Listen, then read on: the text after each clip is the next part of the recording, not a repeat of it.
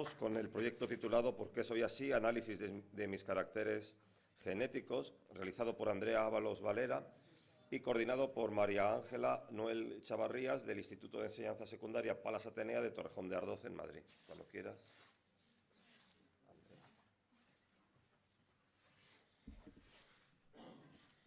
Buenos días, me llamo Andrea Ábalos y hoy les voy a presentar mi proyecto de investigación, que lleva como título ¿Por qué soy así? Análisis de mis caracteres genéticos. En primer lugar, me gustaría contarles cuáles han sido las motivaciones que me han llevado a hacer este estudio y los objetivos que me he planteado. Decidí realizar mi proyecto en biología y en concreto sobre la herencia genética porque es una disciplina que me apasiona y además me parece sorprendente cómo la prioridad de un gen sobre otro puede determinar el aspecto físico de una persona.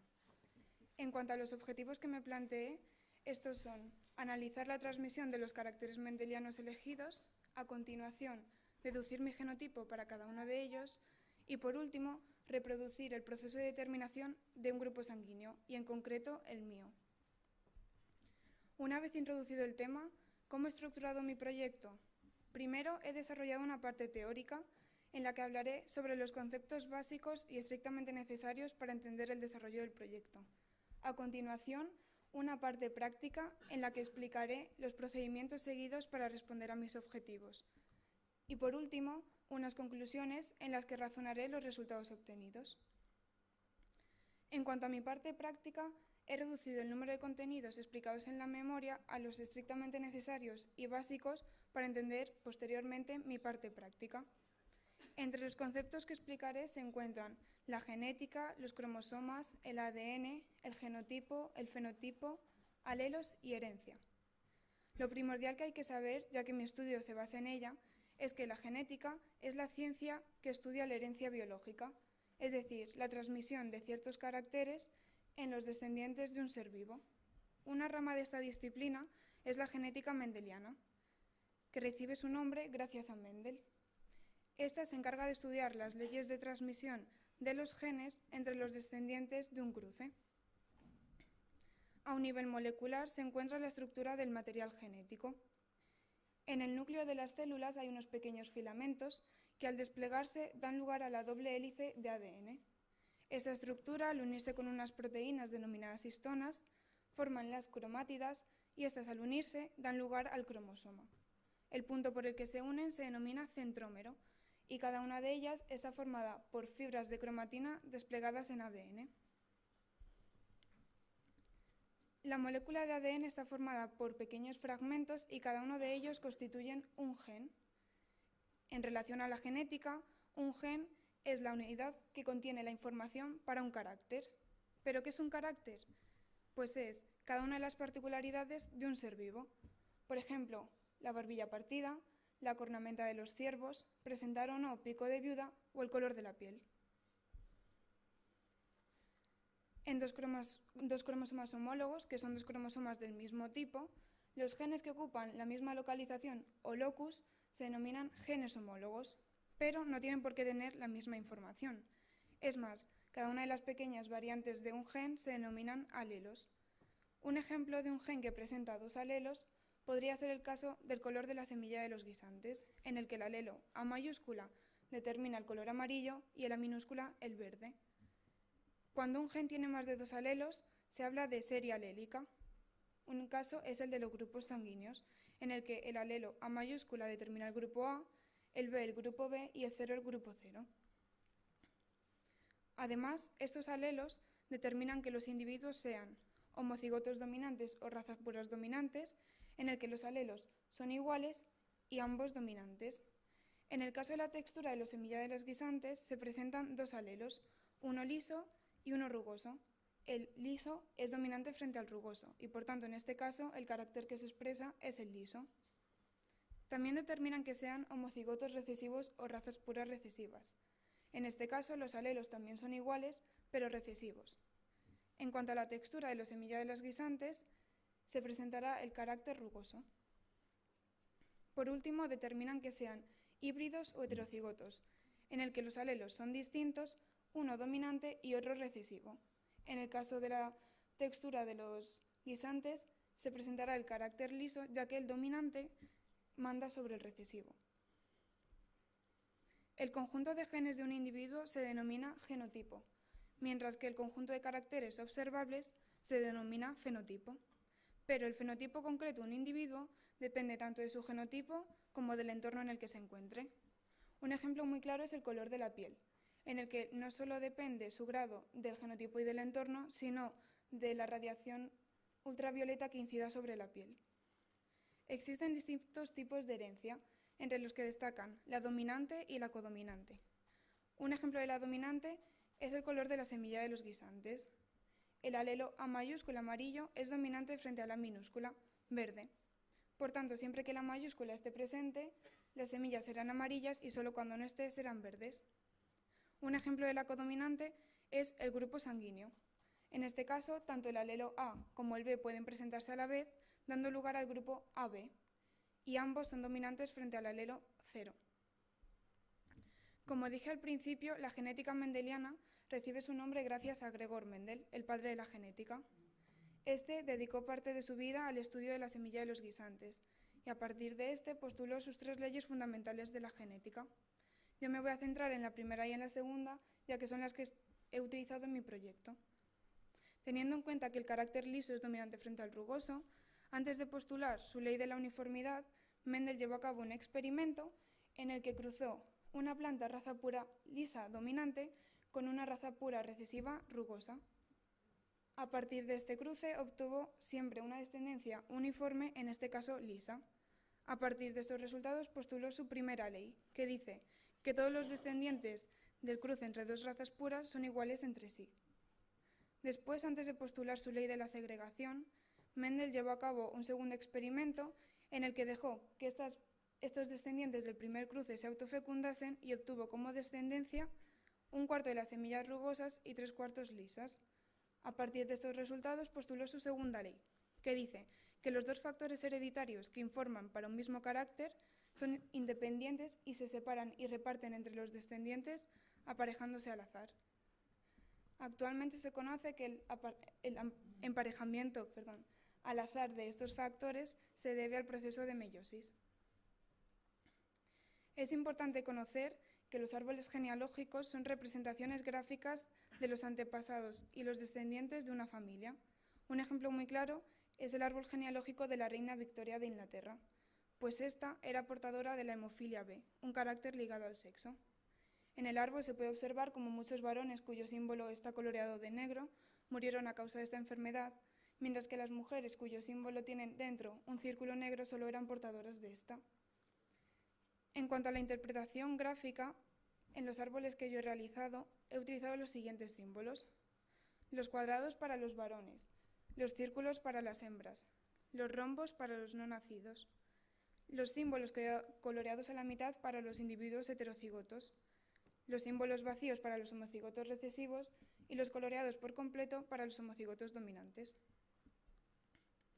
Mi parte práctica tiene 3 aspectos fundamentales. Primero, me planteo una hipótesis.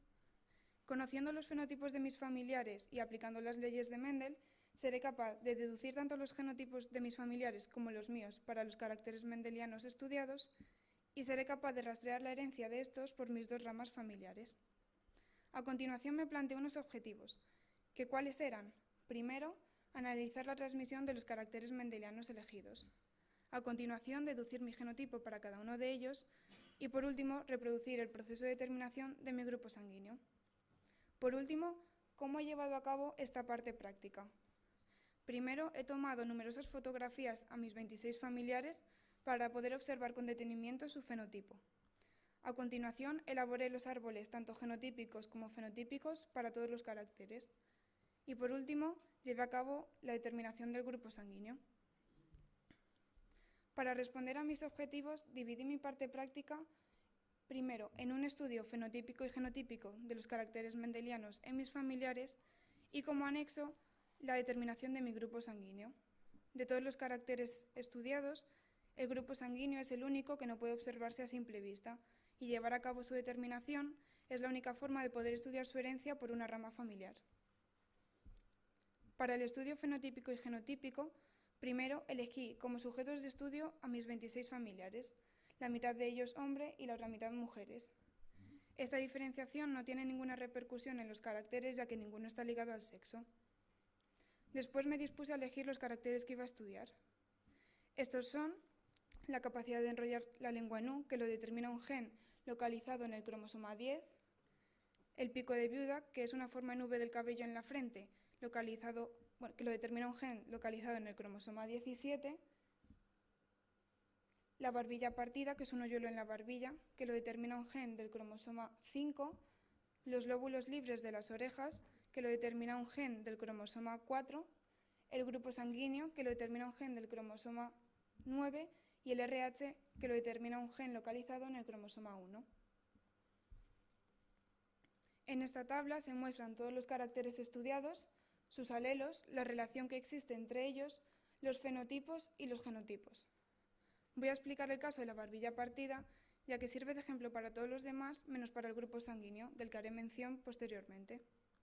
La barbilla partida presenta dos alelos, P mayúscula, que determina la barbilla partida, y P minúscula, que determina la barbilla normal. La relación que existe entre ellos es simple, P mayúscula dominante frente a P minúscula. Un individuo puede presentar dos tipos de fenotipos. Si presenta la barbilla partida, su genotipo puede ser de dos tipos. Si es un individuo homocigoto dominante, presentará dos alelos dominantes e iguales, mientras que si es heterocigótico, presentará un alelo dominante y otro recesivo. Sin embargo, si presenta el carácter barbilla normal, su genotipo serán dos alelos iguales y recesivos y por tanto será un individuo homocigoto recesivo. Es un caso distinto al del grupo sanguíneo, ya que, como dije antes, presenta herencia codominante y por tanto el alelo A como el B pueden presentarse a la vez, dando lugar al fenotipo grupo AB. Estos son dominantes frente al 0 y aparte de presentarse en conjunto pueden determinar un solo grupo individualmente, es decir, el alelo A puede dar lugar al grupo A y el B al grupo B. Paso ahora a mostrarles los resultados obtenidos. Para cada carácter he llevado a cabo un árbol genotípico con mis 26 familiares y uno fenotípico reducido con mis abuelos, mis padres, mi hermano y yo. Además, en cada árbol genotípico tengo una leyenda en la que se muestran los siguientes símbolos: un círculo para las hembras, un cuadrado para los varones, los símbolos coloreados para los individuos homocigotos dominantes que presentan el carácter dominante, en este caso la barbilla partida, los símbolos vacíos para los individuos homocigotos recesivos que presentan el carácter recesivo, en este caso la barbilla normal, y por último los símbolos coloreados a la mitad para los individuos heterocigotos que presentan el carácter dominante. Para este carácter yo soy homocigótica recesiva, al igual que mi madre, ya que ninguna presentamos la barbilla partida. Mi fenotipo depende de ambas ramas familiares, ya que al ser un carácter recesivo necesito haber heredado de cada rama familiar un alelo recesivo. Es un caso distinto el de mi padre y el de mi hermano, ya que son heterocigotos.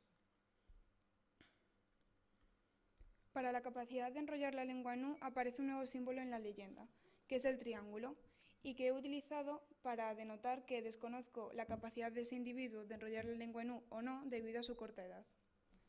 Para este carácter yo soy heterocigótica, al igual que mi padre y mi hermano, y los tres presentamos la capacidad de enrollar la lengua NU. Mi fenotipo para este carácter depende de la rama familiar de la que haya heredado el alelo dominante. Como mi madre es homocigótica recesiva, tanto para este como para todos los caracteres, de ella siempre he heredado el alelo recesivo, y por tanto se debe al alelo dominante de mi padre que presente esta capacidad. Para los lóbulos libres de las orejas, yo soy heterocigótica, otra vez, al igual que mi padre y mi hermano, ya que los tres presentamos los lóbulos libres. Mi fenotipo también depende de mi rama familiar paterna, ya que es de esta de la que he heredado el alelo dominante. Para el pico de viuda, al igual que para la barbilla partida, soy homocigótica recesiva como mi madre y mi hermano, ya que ninguno presentamos pico de viuda. Mi fenotipo depende de ambas ramas familiares, pues se trata de un carácter recesivo. Por último, en este árbol, con los colores, he diferenciado el RH, mientras que con las letras debajo de cada nombre el grupo sanguíneo. Para el RH soy homocigótica recesiva, al igual que mi madre y mi hermano, ya que los tres presentamos el RH negativo. Por tanto, mi fenotipo depende de ambas ramas familiares. Sin embargo, para el grupo sanguíneo, soy heterocigótica al igual que mi padre y mi hermano, y mi fenotipo depende de mi rama familiar paterna. De todos los caracteres estudiados, estos son los únicos que no pueden observarse a simple vista, y es lo que me llevó a realizar mi segunda parte práctica. Para la determinación del grupo sanguíneo me he basado en técnicas de laboratorio muy sencillas y en los sistemas AB0 y RH. En estas tablas se muestran los distintos tipos de grupo sanguíneo que una persona puede presentar. Yo voy a explicar sobre el caso del grupo A, ya que sirve de ejemplo para todos los demás. Ser grupo A significa que en la membrana de tus glóbulos rojos tienes unos antígenos A y en tu plasma sanguíneo unos anticuerpos B. La entrada de cualquier tipo de sangre con antígenos B en tu torrente sanguíneo provocará que esos antígenos B se unan a tus anticuerpos agrupando todas las células y dando lugar a la reacción de aglutinación. Ocurre lo mismo con el factor RH, ya que, por ejemplo, un individuo que presente RH negativo no tendrá ningún antígeno en su membrana, pero sí anticuerpos D en su plasma sanguíneo. Pero entonces, ¿qué es la reacción de aglutinación?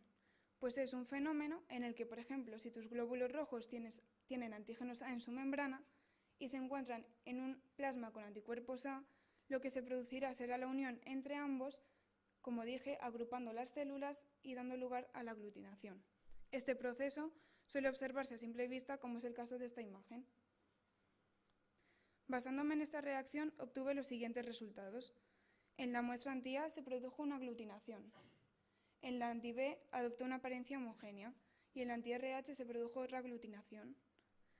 El grupo sanguíneo que me determinaron al nacer es el A negativo. Sin embargo, la aglutinación que se produce en la anti-RH podría indicar que mi grupo sanguíneo sea A positivo. Como mi madre es homocigótica recesiva para este carácter, ella me ha heredado su alelo recesivo. Sin embargo, como mi padre es heterocigoto, de él existe un 50% de probabilidades de que haya heredado el alelo dominante y por tanto presentar RH positivo y otro 50% de ser RH negativo al haber heredado su alelo recesivo. Sin embargo, he de decir que las técnicas de laboratorio no eran del todo adecuadas y tampoco el entorno, por tanto no puedo dar como válido la posibilidad de presentar RH positivo. En cuanto a las conclusiones prácticas, he obtenido dos fundamentales y que están relacionadas, ya que he podido tanto rastrear la herencia de estos caracteres por mis dos ramas familiares y además he podido deducir mi genotipo para cada carácter.